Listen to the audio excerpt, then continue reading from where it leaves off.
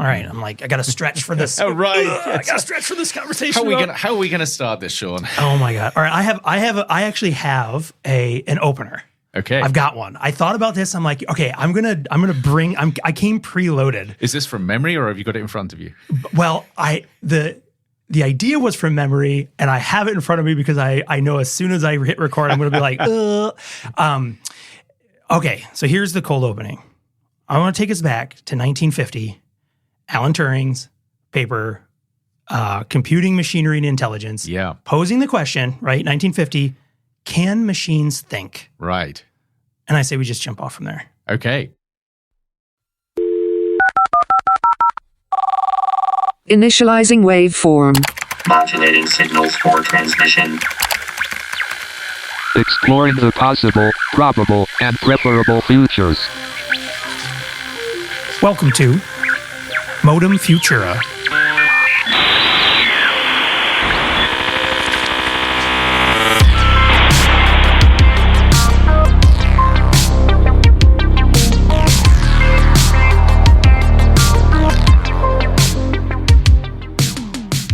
And I actually have read the paper, but it's been a while. It's a great paper. Yep. We'll link it, of course, so people can have at it. But can machines think? I think it's a great place for us to start today. Great. Can they?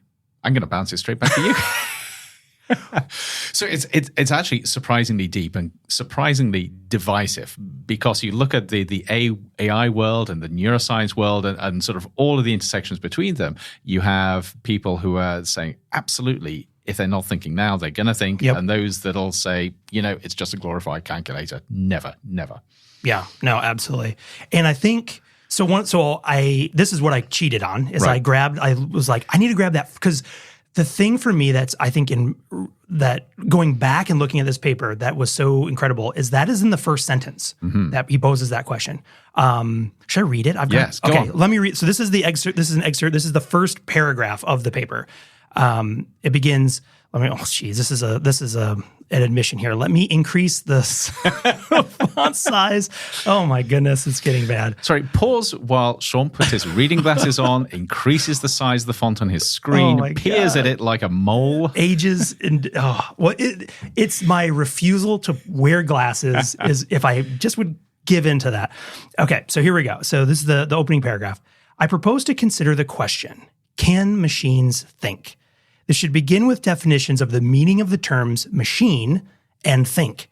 The definitions might be framed so as to reflect so far as possible the normal use of the words, but this attitude is dangerous. If the meaning of the words machine and think are to be found by examining how they are commonly used, it is difficult to escape the conclusion that the meaning and the answer to the question, can machines think, is to be sought in a statistical survey such as a Gallup poll. But this is absurd. Instead of attempting such a definition, I shall replace the question by another, which is closely related to it and is expressed in relatively unambiguous words. And then he goes on, and then we cut through and explains basically this whole concept, which a movie was named after, The Imitation Game. Right. And he replaces it, he says, and this is the question that he supplants the can machines think with. What will happen when a machine takes the part of A in this game? So A being one of the players in the game, right? Yep. So I feel like so many, all the conversations that are swirling around today around AI and all of its, again, it's the tremendous capabilities, the existential threats, whatever. A lot of people, myself included, often will kind of go back to some of these origins of when we were thinking about artificial intelligence from, 1950s. So, yes, yeah, 70 odd years ago. Yeah, but I thought right off the bat, first paragraph, I love the way that he challenges, poses the question, can they think, but then challenges, we don't understand what that actually means or is. Yes. And that's absurd to use those, to look at it in such a statistical way. Which I actually think was so profound. I mean, if you look at the rest of the paper, he sort of begins to sort of construct these ideas that are very much from within his sort of area of expertise and discipline. But the clarity with which he begins to ask the question in the first place, I think is really important, because it it really begins to pick apart how we construct our idea of not only the world we live in, but ourselves and our inner monologues, our sense of who we are and how we think and what it means to think, which is both incredibly smart, but also just listening to you read this, it just reminds me how clear some of those early writers were. This is not a paper that obfuscates in those first few sentences. It is laser sharp in terms of how it sets out the problem. Yeah, and I would say, I mean, even just going back and reading some of this stuff, I feel like there's a trend here. I don't know which order we'll release the podcast, but I was reading H.G. Wells. Yes. Now, Now, was that last week or was it next week? Yeah.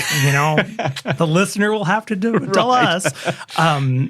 But I think, I mean, even just looking at that, one of the things that, I mean, even just as someone who writes myself, is also the inspiration to be like, we need to cut some of this. I mean, I'm taking this as a personal cliff note of stop with so much fluff and just laser focus on these things, because we otherwise, and I think this is somewhat germane to one of the points I want to raise around today's conversation around AI, is that so often what we're really talking about in terms of the technological capabilities and exploring those in all of its spectrum of applications and uses is getting lost in the language that's sort of blurring the lines of a promise of what it might or could do versus what it actually can and is able to do. Right, yes. And that for me is a very, I think recently I described it as like, I have this internal friction with that, because, I think while you need some good storytelling always around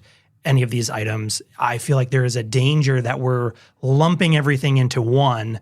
And then, I think that's a deep concern that I have. I think so. I think as part of that, there is this conflict between very pragmatic thinking, and that thinking is we've just got a machine that's doing stuff, let's ask how we can use it, versus the more almost transcendental thinking that says, what is the meaning of what we're doing, and how does that actually lead to something which is profoundly new? Because you can talk about, say, a large language model as just a very sophisticated machine or a stochastic parrot where you shove stuff in and it gives you the most probable or one of the most probable outcomes from that, and say it's just a machine, it's just crunching numbers and coming out with something.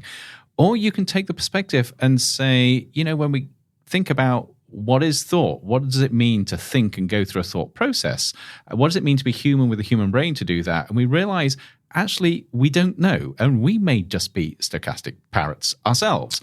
And if that's the case, what is the difference between us and a large language model, apart from maybe scale and a couple of other things? Yeah. And that's where the bigger picture thinking becomes incredibly important. Yeah, for me, I think one of the things that has been a consistent thread watching, especially,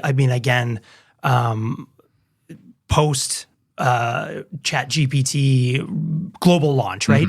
The intense scrutiny and bringing these conversations back, but also one thing that's exciting that I believe is truly exciting is as we are also investigating these technologies and putting it exactly that question, like, is it thinking? And then there's there's no end in debates over every word choice used, right? Right. Even thinking, or when we use the term hallucinate, there's a camp that's like, you cannot anthropomorphize a machine. And they're like, but we're humans. We do that to everything. Right. And there's theory of mind and all these kind of things. But often I'm brought back to some of these deeper sort of conversations when we look at what these technologies do and say, well, wait a minute. We don't yet even understand fully how the biological systems that we do, that we're trying to emulate in some ways, right? When we say things like it's thinking or it's making decisions, is that we don't know yet. We have not fully understood the mind, right? Yes. Let alone thinking. We know lots, but we certainly have not solved this question, right? To me, there's this beautiful. There's this beautiful mirror, I guess, by studying these technologies raises questions about ourselves.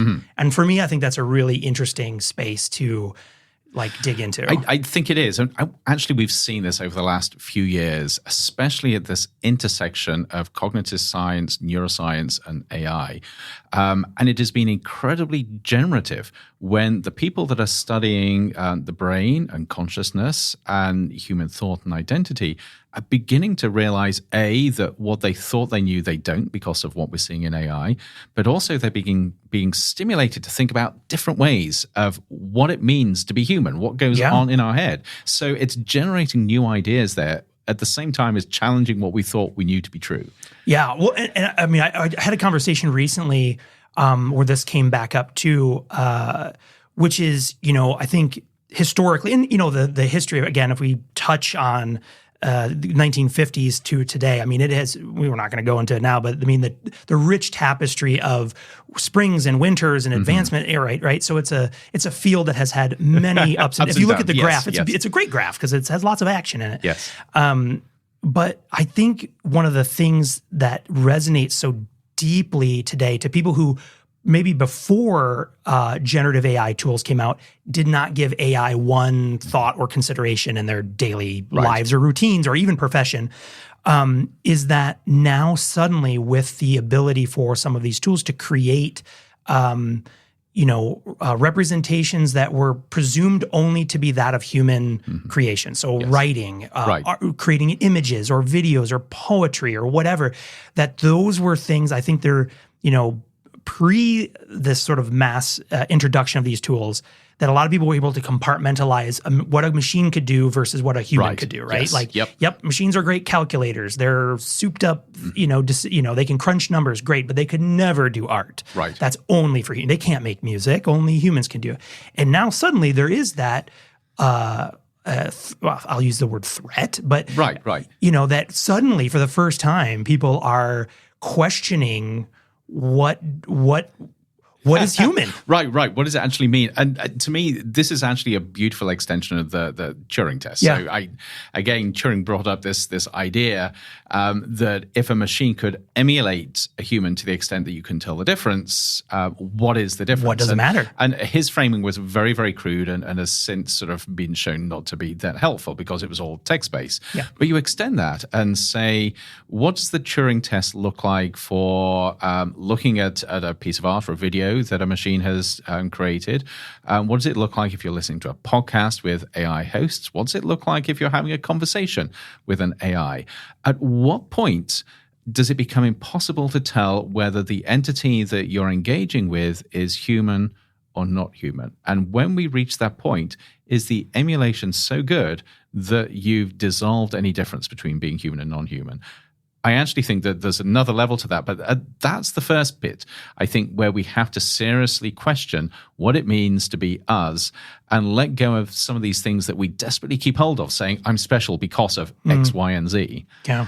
I mean, we say all that we're very human-centered, Yes. but sometimes we're humanist in the sense, right, where we hold these things that, perhaps, I've heard the question posed to many panelists, right? Well, what is the thing that, it's exceptional only to humans? And it's like, well, there's some arrogance there to assume that we're the only being or entity that can do said things, which I think. But also, and sorry, this is going off at a tangent, but I love tangents. Let's do it. Sort of, we're here sitting in the ASU's Future of Being Human initiative, that future of being human sort of singular. What does it mean to be human as an individual?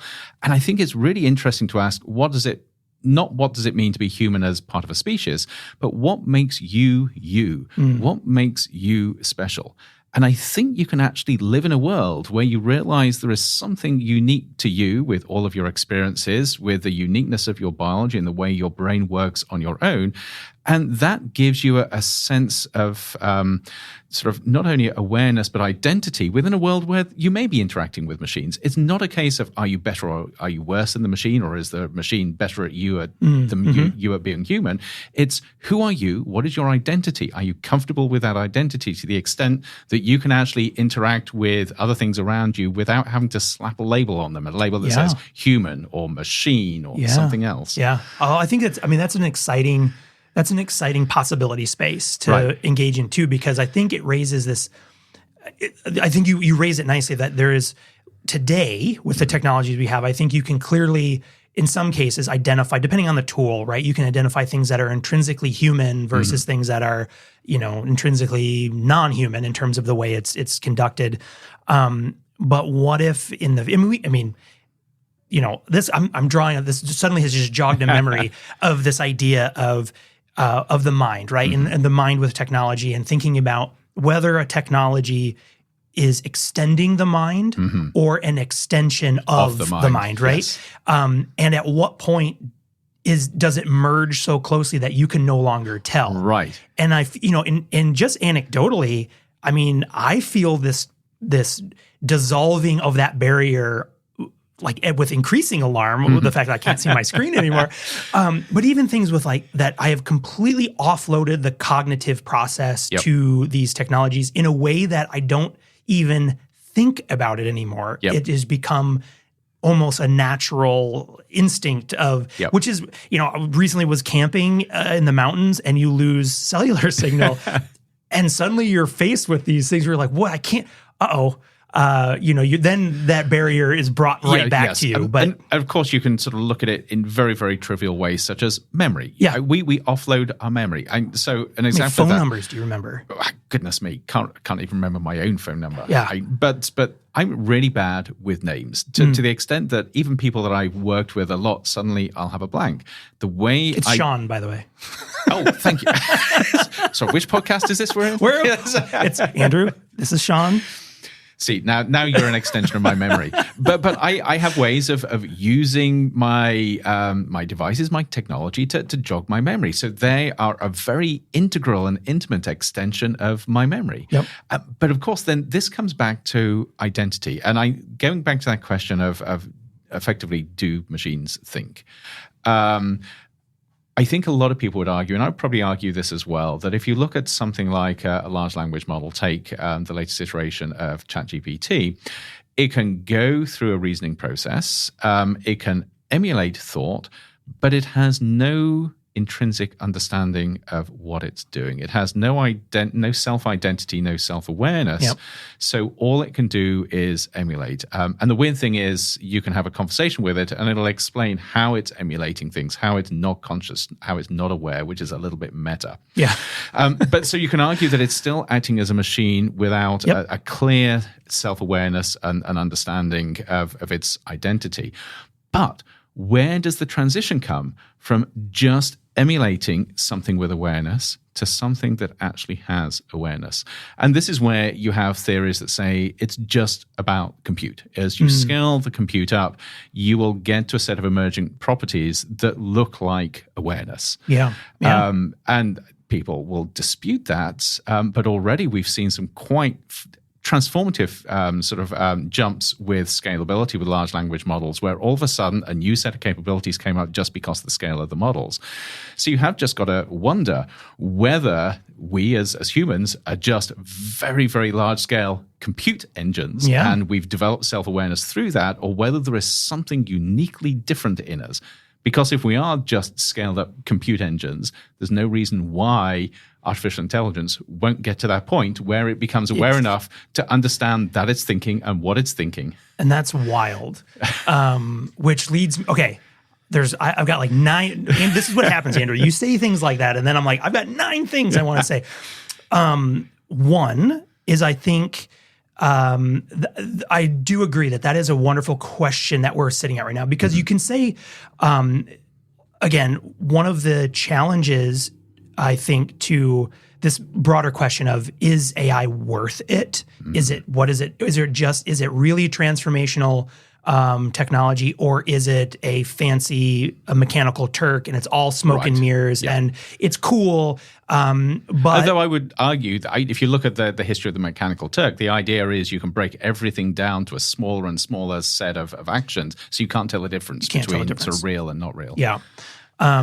But there's this challenge out there that, I think these are great challenges to be addressed, right? Is this just, have we plateaued in terms of what the technology, especially in terms, I think some of the critique might be well-founded, especially when it comes to things like large language models, that that technology may be at a plateau in terms of what it can do as a large language model. Because as you mentioned, the fundamental technology of that, those things have no referent to what a word is. It doesn't know. I mean, but the other side of that is this question of, well, and I think this is a broader question for all of, not just us, not just the United States, but globally, is how much can we push in terms of innovation at all costs? Right. Yes. And recently in the news, Microsoft has been,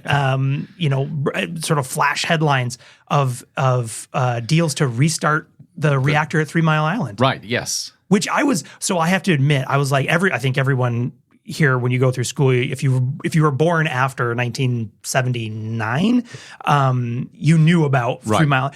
I didn't realize there was 2 reactors, and I didn't realize the one they're talking. So to be one clear, they're talking about actually has been active. Yeah, until like 2019, I saw, and I was like, I had no idea it was active to that long. So it's maybe not as scary to think about it because we have been using it. But it does beg this question of like,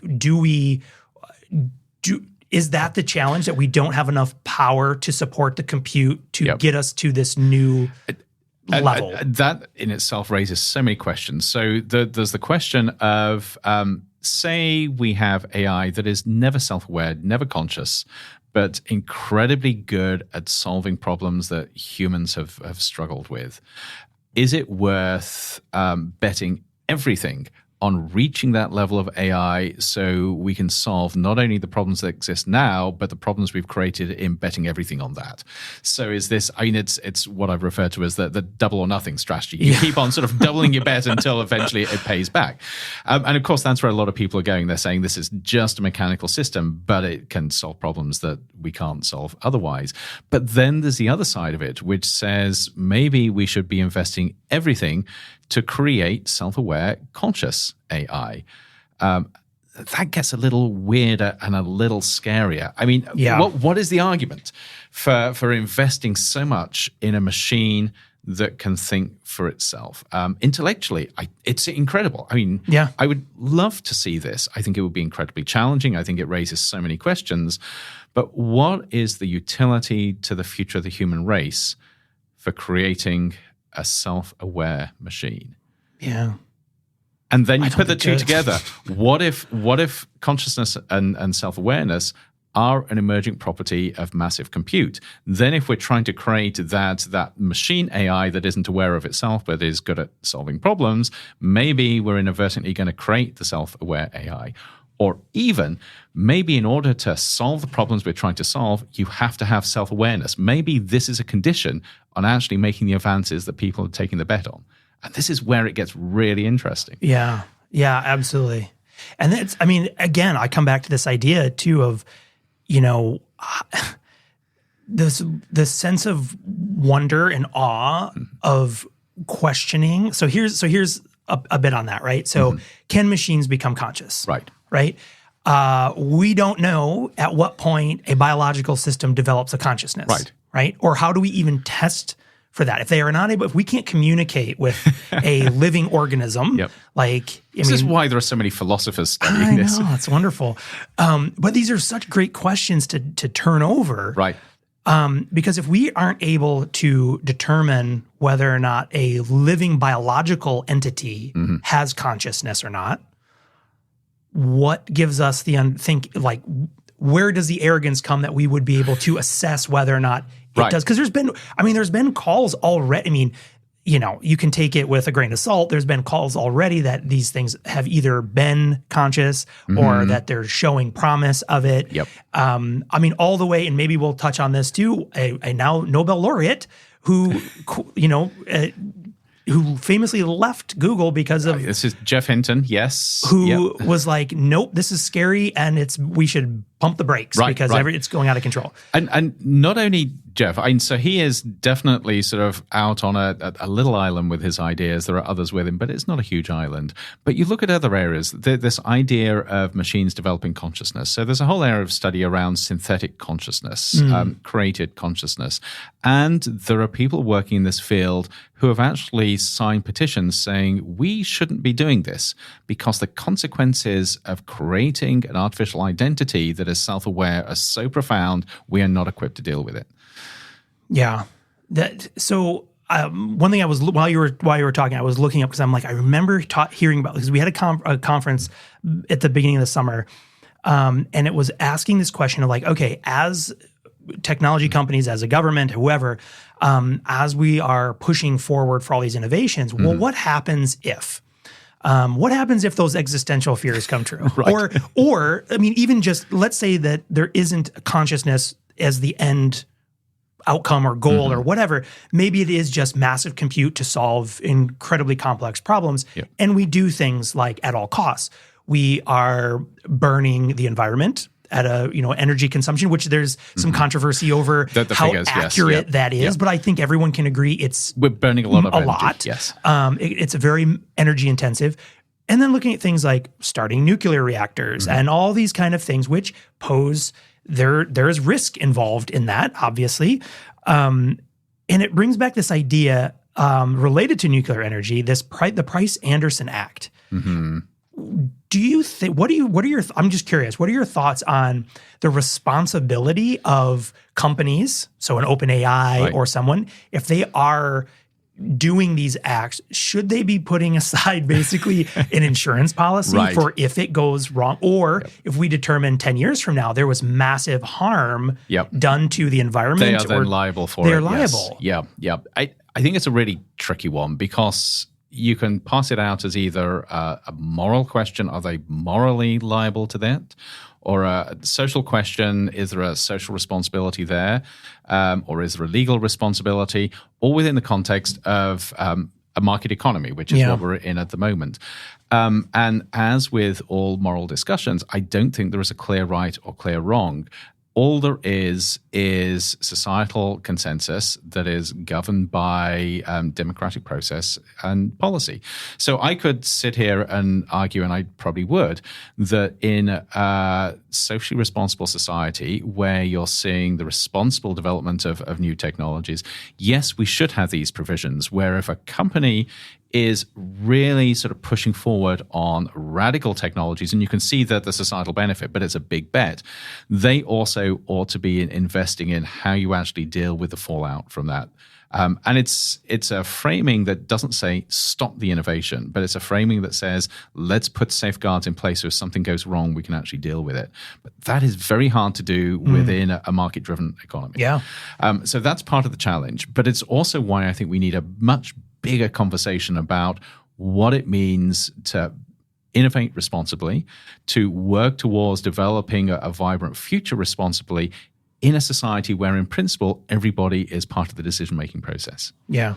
Well, that was my first question. I'm like, do we live in a responsible society? Right. And see, I don't think we do. But No. This is my area of research and where I tear my hair out because and this is the irony. I think everybody wants to build a better society. There are very few really evil people in this world.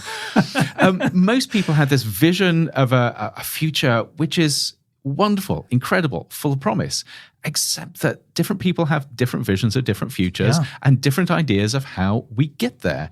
And that's where you get this tension. Because if you have somebody that says we get to that future by sort of burning every ounce of fossil fuel, cutting down all the forests, starting up nuclear power plants because we're going to come up with solutions that are amazing, that is diametrically opposite to people that are trying to protect the environment. And come up with those for a profit. Right. I do want to talk. Speaking of that, I do want to talk about some recent advancements, recent news out of OpenAI, because I think they're some of the focal point of all of this, or at least the poster child. But someone was the lightning rod, or there's Sam Altman just stands up there with this rod. Give me money. So this is just a funny little bit that I found humorous. So I was recently reminded that when you look at like comic books or all these stories, right, with superheroes and supervillains, supervillains, disproportionate number of advanced degrees. They're always doctor somebody or whatever. So I always think of that and go, Also, they're the ones usually trying to change something. Right. And it is the superhero resisting change. Yes. Which is interesting. It is. I never thought about it that way. And I was like, actually, that's an interesting slant on it. Yeah, but somebody has got to have played around with this. I'm now sort of going through my lexicon of superhero movies and sort of stories because it's such an obvious plot device where the person you think is evil is actually the person trying to bring about the better future because it's all about change. Yep. And it's, what is it? I mean, the common the phrase that, one person's a rebel is another person's, hero or whatever. Yeah. It's crazy. So the shock reveal is going to be Elon Musk is actually really good. And I'm sure half our listeners are going to be thinking, of course, didn't you know that? Yeah. And the other half are just going to be leaving us. I'll wait for that one. Right. Phone's standing at the ready, waiting for it to ring at any point. All right, let me ask you this question. What is happening with OpenAI right now? and I ask it with a sense of, one, I think it's fascinating to see this story kind of unfold. Yeah. But also I ask with some serious concern because, as we were just mentioning, with some of these, this market-driven economy, we're testing all these things. In many ways, it does feel like we are all being experimented upon by some of these companies. OpenAI just being one of them. I mean, the list is endless between Google and Anthropic, and it goes on and on and on. But AI has been making they're good at making headlines. Right? New releases, new things. But also recently, there has been a very, I'll say the wind has sort of shifted in some of the ways that the company as a whole seems to be headed. Sure, yes. I know very much this flip from starting off as a not-for-profit with a for-profit arm that would just fuel the research towards artificial general intelligence to now the full-on flip to a for-profit. And we've seen this play out over the last 12 months. Yeah. And I think it's complex. So the first thing I would say is I don't think, certainly from my own perspective, there's anything wrong at all with a for-profit company trying to change the world through artificial intelligence. This is where you get the breakthroughs because you've got that drive of making a profit and actually providing a return on that investment. So that is fine to me. I'm also fairly comfortable with quite a bit of the stuff that OpenAI is doing. They're innovating. They're not the only ones. They're, as you say, they're really good at publicity, but they're part of an ecosystem that is pushing the technology forward. I think the two challenges here are, what is the true end game here? Yeah. Is this a company that is truly out to improve lives and benefit society, or are they just out to make a bucket load of money? Yeah. And if it's just to make a bucket load of money, that's when corners get cut, where people don't ask, is this a good idea, where you have irresponsible innovation. Yeah. Now, I would push back on that a little bit, because if you look at what's coming out of OpenAI, they realize, and if you look at researchers in OpenAI, not just looking at Sam Altman, but you look at the whole ecosystem, there are researchers there that take their work very seriously, and they take the ethics of it very seriously and their responsibility very seriously, which is why you see a whole bunch of research and white papers coming out of OpenAI around the potential challenges and downsides of what they're trying to build and how they're trying to address them. And I think they should be given kudos for that. And to be fair, most companies in this space are taking the potential risks very seriously indeed. But the question is, if you have a company where it becomes a game to see whether you can be the front runner here, whether you can go faster than anyone else, whether you can build bigger than anyone else, whether you can make more money than anyone else, the risk is that responsibility to society in the future gets lost in the race. And that, I think, is where a lot of the concern is here. Yeah, and I would share all of those concerns because, again, looking at this sort of fundamental shift in the corporate structure and their way of doing it. One of the concerns I think and again, this is odd because it is essentially it is now a for-profit company. On the heel, I think it was right after, or maybe right before, I could get my timeline here a little mixed up with the Strawberry, the 401 yes, release. 01 coming out, yes. And then you have like top leadership executives leaving yes. in droves around this same. Now, what's really happening? I don't know. Right, Everyone's yes. and then the amount of NDAs that must be there are because otherwise we would see even from was it just last November it was when Altman was outed for 3 days and then came back or whatever. Again, yes. Like yes. there's not yet been a book or a movie deal around that, which I expect whenever the NDAs expire that will happen. There's going to be something big, yes. But so you're seeing this sort of flight of some of these, and maybe that's just natural because also everyone else is looking to these the companies success, have turnover, yes, right, yep, and saying, well, let's pick off whoever we can because we want you to come now work for whether it's Google or Intel or Nvidia or VCs saying we'll give you a blank check, you just tell us what you need. Yep. But sort of coming back to that idea of if those things get lost, I would be remiss if I didn't bring it up here with this conversation because I bring it up almost every chance I get to, is a Neil Postman lecture from 1998 that was titled What We Need to Know About Technological Change. And so it was just this broad, it was a very well sort of laid out, but essentially that with all technological change comes these different ideas. So the technological trade-offs, right? This sort of like Faustian bargain, if you will, that everything comes with amazing benefits, but also disadvantages or trade-offs that were, you could easily look at that as the trade-off of what it can do for us on a productivity side or in our individual lifespan or creativity, and the trade-off being right now perhaps the environmental energy consumption costs and things like that. There's winners and losers, right? There's people who benefit and there's people who suffer from it.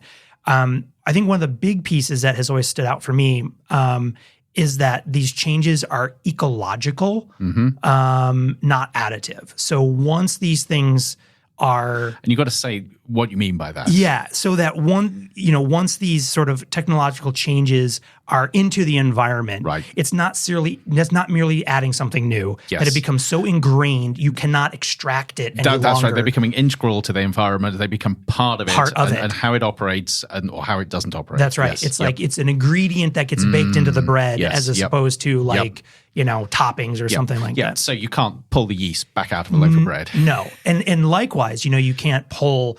I think in many ways, even already, I would feel that pull if it was like no longer, if I suddenly was like, I'm no longer going to use any generative AI tools. I'm like, you can't extract that any longer from my workflow. It's embedded. It's ecological. It's part of it. Right. But the other one, and I've said it on other podcasts, I'll say it here again, is this mythic status. And that's where I always draw from this idea of mythic status. But to me, and I think that relates to the comment you had made about the dangers of the loss of why we're doing what we're doing. Yes, is this idea of something becoming a mythic status, meaning that over time, essentially, that these technologies are perceived as inevitable or natural, which leads to people stopping the critical examination. Right. You stop questioning or in any way testing its value, or even undermining. Should it be there? Is it smarter than us? Because the assumption is it should be there. It should be there. Yep. It is there. Yep. And for me, one of the things that I tend to bring up when we talk about it, again, no surprise, big proponent of always paying very close attention to those unintended consequences, right?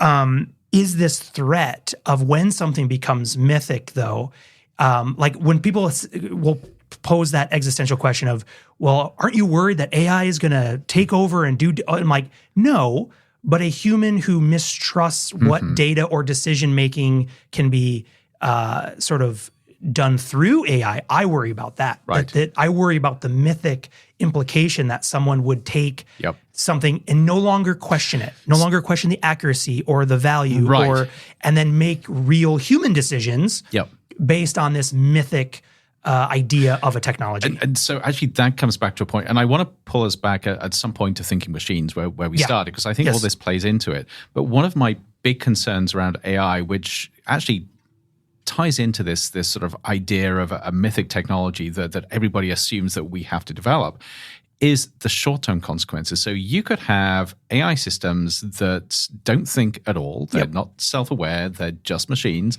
but they are incredibly powerful machines that we have succeeded decision-making to. So these machines now decide everything for us. They decide everything around supply chains, so how food gets into the grocery store, how water gets into our faucets, how energy gets into our homes. They decide how transportation systems work. They decide how decision-making works in judiciary systems and government.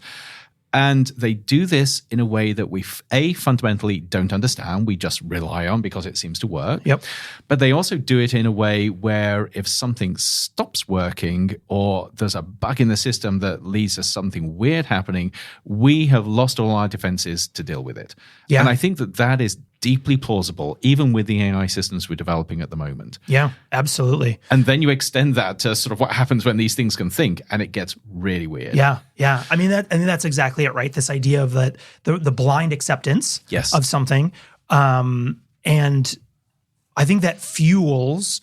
And again, coming back to the OpenAI, Sam Altman released a blog post, or depending on how you read it, a manifesto about how it's, and it points to this piece, which I think is very dangerous, which is, again, this tension is I am a heavy user of OpenAI's tools, yet feel this tension when you read things like, it's going to solve, don't worry about it. Yep. Give us what is he asking for? $7 trillion? I can't remember, but it's going to fix climate. It's going to solve physics. I didn't even know that physics Did you know you could could solve it? Right. Yes. But it creates this, and this is again where I come back and have these points of conflict, is that narrative is in some ways propelling this illusion of AI progress is inevitable. Right? Yes. That you don't worry about it. Don't worry about the near-term issues, even the long-term issues. Just, if you just trust me, give me the trillions of dollars, I will build a techno-utopia that solves the world problems, everything. Right? So I've got to ask you, and this comes back both to the status of OpenAI and thinking machines. So number one, would you trust a for-profit to fix everything? No. And secondly, would you trust a for-profit to create conscious machines that they claim are going to fix everything? Yeah. What could possibly go wrong with that? My gut says no. Right. I mean, it's almost like a knee-jerk reaction and to me, I think part of my friction, my internal turmoil with OpenAI is when, originally under its original flagship of this nonprofit that used a profit center to be able to, because, hey, people need to get paid. Right. You've got to have money. And we've seen compute power is incredibly expensive. That aligned with much more of this acceptance of it's for good. Yes. As it becomes a pure profit, and as someone, Sam Altman, he's not a technologist himself necessarily, but he is a promoter, and he is someone who's good at raising money. And I worry, I don't see the tech for good and raising money in the same line, and then that causes internal conflict. Yep. I don't know. So what could be different here? So I'm going to push you to imagine a scenario where, let's say that thinking machines are something that we would like to build. We can sort of hypothesize about them fixing everything. I don't think they will, but they will be pretty cool, and they will disrupt the world in ways that I think could be positively transformative. And it's going to take a heck of a lot of money and a heck of a lot of resources to do that. So there's got to be money somewhere. I certainly wouldn't expect the government using taxpayer dollars to do that. Yeah. How do we achieve this if it's not a for-profit headed up via a visionary who can raise lots of money? Yeah. Well, here's the rub of it is the money is going to be needed one way or another. Right. Yep. Right. What I would like to, so if I can build my own scenario, right? Yes. Would be sort of the reclaiming of where a lot of the research is taking place through public high institutions of higher education or public nonprofit institutions. Yep. You mean like a university, for instance? Like a university. Yeah. And paying people like me and you. No, I'm sure that's not where you're going. Well, it wouldn't hurt. Some of that, Sean's got bills too, I could use some of that trillions of dollars. But the thing that worries me about that alignment of a for-profit company being the pioneer of pushing these things is that mixed motive of what is the actual goal, because with that also comes a lack of transparency, because it becomes your secret recipe, your secret sauce. That's it becomes your value to a market. And we've seen, especially in the United States, for example, the market is always hungry for, it doesn't care what you did, it's what's next. What have you done for me lately? It's all about speculation, which you can feel when you read some of these things. We're going here, we're going there. For me, one of the things that I would love to see, and I think, we can go back, it was about 2016-ish, I'm just going to throw that date out there, where you can see this big sort of pivot between research-based hired, institutions and private companies being the forefront of where those advancements were coming out of, right? And if we were able to reclaim, the reason I think that's so important to build a long trajectory success for these types of thinking machines, right, is in an environment that would promote openness and transparency. Right. Yes. Right. That things, as researchers, we're held to these codes of ethics around our research, which is not the same in private sector. I mean, maybe at an individual level, but certainly at an organizational level, those can go right out the window. Right. Yes. I mean, even with the original release of something like ChatGPT 3 point whatever, if that had come out of like a university, we would have to do IRBs and we would have to make sure that institutional review boards that basically review and approve the ethical consideration of a research study and making sure that no one gets harmed. So there are checks and balances. There's checks and balances. Though actually, even on that, I'm going back to an earlier part of the conversation talking about superheroes trying to sort of maintain the status quo. Is there a danger of institutional practices being the superhero here that is trying to maintain the status quo? And maybe that is not what's needed if we want to build something that is transformative. And I'm sorry, I'm just riffing off what you were saying. So I think you're right. There's got to be some sort of coalition here where you have the not-for-profit, for public good, for public value growth side of things, alongside organizations that can move fast and build things fast. But I also wonder whether on the public side, we need to reevaluate how we do this. So how we work out what our core values are. And a lot of that is really doing stuff in a transparent way for the public good, but doing that, innovating in such a way that we don't create barriers to success there by saying that the stuff that worked 20 years ago should work now. Yeah. No, I think that's a great observation too, because I think there's a reason that sort of flip happened in 2016-ish, right? Is that it was too slow. It was too slow. There wasn't enough money. It's kind of a lot of those elements. I don't know how we get there. I mean, I think this is the challenge too, because then you start talking about policy and regulation, and I know it gets bogged down. Oh my gosh! I've written some of these policies. Had a version of mental fog where everything just becomes too difficult. But I think what would be, I think, tremendous, and would, I think, in many ways also sort of relieve a lot of people who are very concerned about privacy concerns, about these issues, is if the central technology of these is sort of overseen by open and transparent mechanisms, but then allowing for those commercial entities to use that to then develop products and commercialization opportunities and things like that. So you have those partnerships. And this is where I strongly believe that certainly from public institutions, there should be respected thought leadership that is asking the tough questions. So you brought up privacy. There's also bias. There's also unintended consequences. There's how do you reach consensus in society as to what is appropriate, what we want, what we don't want. These are all really difficult, tough questions that a company probably doesn't want to ask. Doesn't want to answer, because it completely goes against the grain with their investors. So you've got to have somebody that is asking these questions, doing it in an independent and a serious way without an underlying agenda, but doing it in a way that actually has impact and it resonates and it is seen with respect.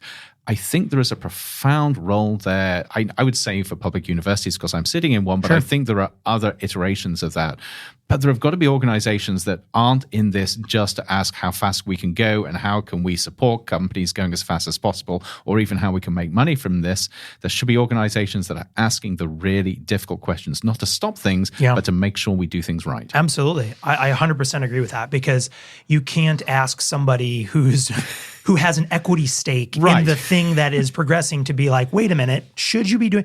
And that, I think that's exactly it, because, again, I'll invoke the mythic genie again, but that's part of the problem, though, is like without that ability to ask those difficult questions of not with the intent of stopping something, but would you go, wait a minute, if we go down this pathway, we can clearly see unintended consequences coming true. There's a very high probability of some risks A through Z that could be identified. Yep.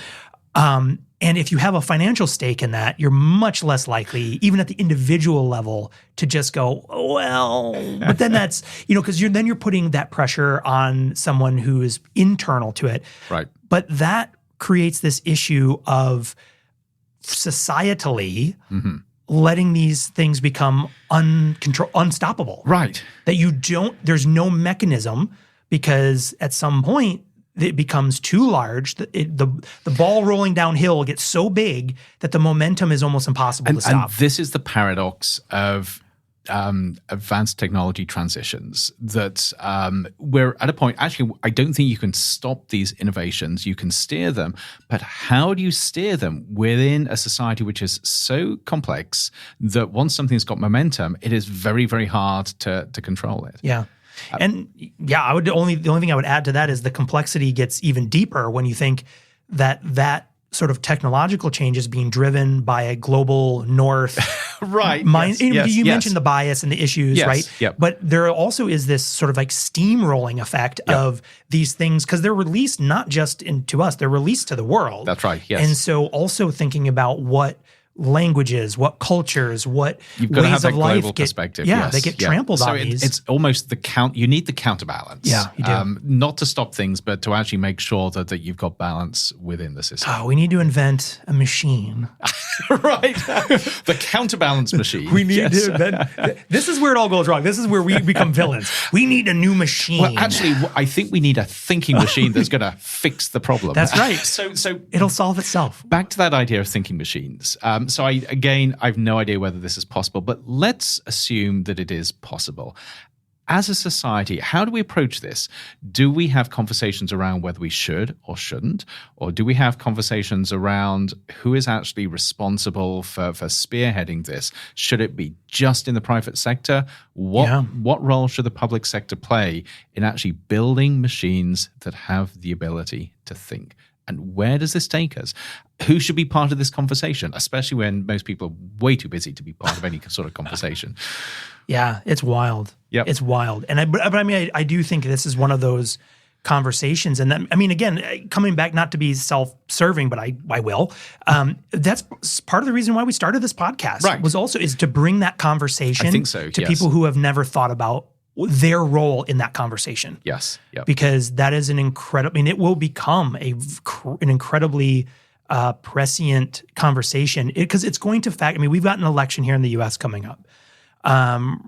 But I can easily foresee in the near future even starting to cast ballots based on people's position on how they plan to regulate, modify, or in any way from local, state, federal levels, and how they want to approach these types of technologies and how you cast your votes. So, I mean, even from that perspective, I think who needs to be involved in that table? I mean, in that conversation. I know, yes. I mean, everyone, but how do we do that exactly? So I'm just thinking through this and thinking about the big issues at the moment. And of course, the big issues in the US we're facing have been around for a while. Yeah. It's looking at abortion. It's looking at energy access and use. It's looking at the economy and inflation and cost of living. Yep. But actually, you look at that energy one with the tension between do you mine non-renewables to stimulate the fossil economy, fuels. or do you rely on renewables? That's getting mighty close to a major political issue around do you invest in new technologies like AI or don't you? So I think it's entirely conceivable that elections could be won or lost in the future on what people think about those, AI. Yes, what their positions are, what their understanding is, what their understanding of how it impacts their lives is.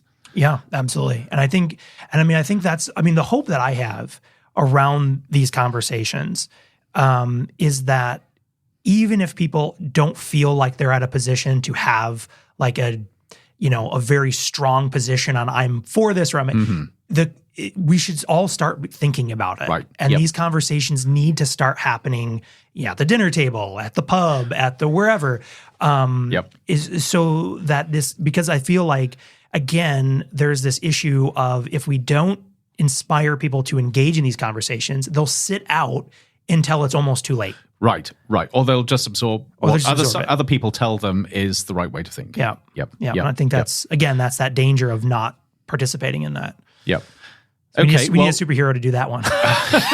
Or a super villain, according to your theory, yes. I don't know. Maybe, I guess who's a hero and who's a villain is all perspective. That feels like something for another podcast. So we came so far from asking whether thinking machines are possible, but actually I think it's entirely relevant to this conversation around how we think about technology in the future. Yeah, absolutely. And how do we get there? And that's, maybe we should just leave it that is like, what do you think? Looking at our audience, right? Assuming that you're a thinking thing, machine or otherwise. Yeah. Yep.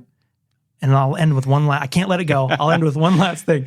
And this is I forget where I read this. I think it was a park ranger or something. And one of the questions was asking about just whether or not people would be able to understand certain elements. And the quote was something. It was around bears. And because there's a bear box, for example, you go camping, you lock your stuff in there so a bear doesn't come and tear your tent apart or whatever. And it was like, well, can't we invent better bear, containment things? And the response was the overlap between not very smart humans and very clever bears is so great that it's a very difficult challenge to solve. Right. Okay, yes, which tells you oodles about how we think about machines and what they might think about us at one point. That's it. Great. Excellent. Well, thank you, everyone. Thank you, Andrew. This has been another fantastic conversation. And we look forward to seeing everyone else on the next episode of Modem Futura. Thanks, Sean, my thinking partner, Sean. Demodulating signal. Modem Futura is a production of the Future of Being Human initiative at Arizona State University. Be sure to subscribe on Apple Podcasts, Spotify, or wherever you listen to your favorite shows. To learn more about the Future of Being Human initiative and all of our other projects, please visit us on the web at futureofbeinghuman.asu.edu.